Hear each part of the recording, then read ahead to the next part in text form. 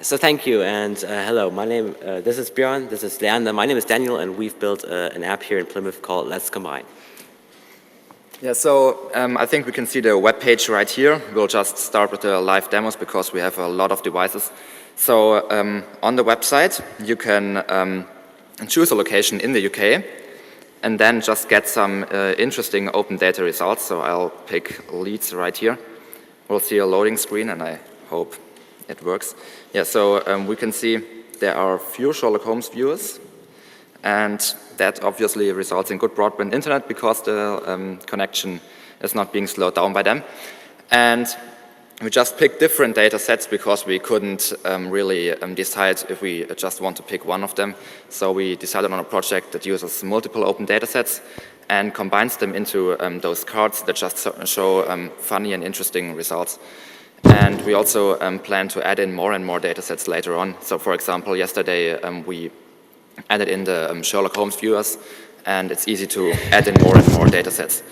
So those cards are generated dynamically on a server and can be displayed either in this Angular.js web page or also on multiple mobile devices, as we'll show you now. So yeah, that's kind of a little bit bad, but we'll show it to the jury afterwards. So this is our iOS application, which I made. First of all, you get a screen to select the categories you want to choose from. Apparently someone likes this up there. So if you tap Show Information, you get all the same cards based on your current location. So this is the data that's available here in Plymouth, for example. Can you go back? Yeah. If you tap on Show Information and you tap on one of these cards, takes a while to load, you can share them because there's some quite funny things sometimes. The map allows you to choose a different location as well, so you can do the same thing that we just showed on the website. So that's the iOS app. So we also got an Android phone app. Let me unlock it. So here it is. Can you please show it to everyone? Okay, so do you want to? Okay, this is our Android app.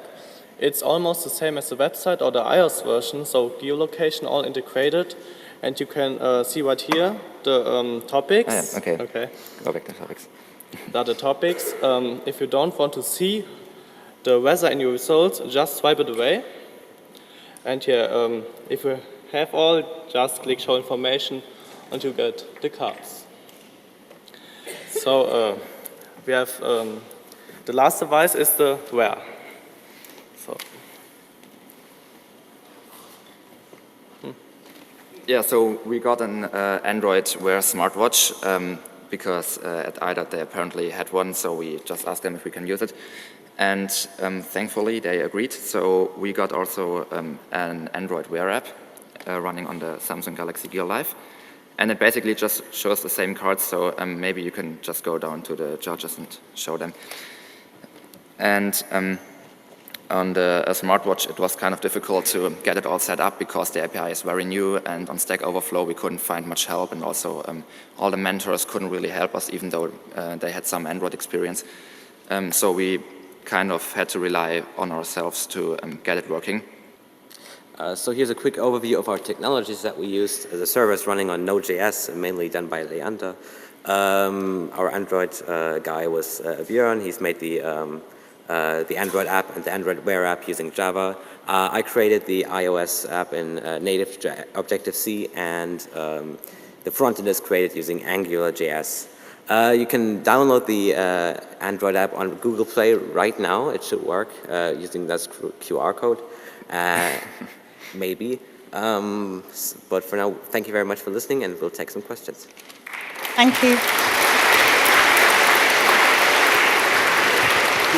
And thank you for coming. That's great. Yes. YRS Berlin was last year. It's amazing. And again later this year. Questions for judges? Yes. I have a question. So what's the logic you're using to create these cards? We kind of integrated a system that just narrows all the information down to a number from 1 to 5.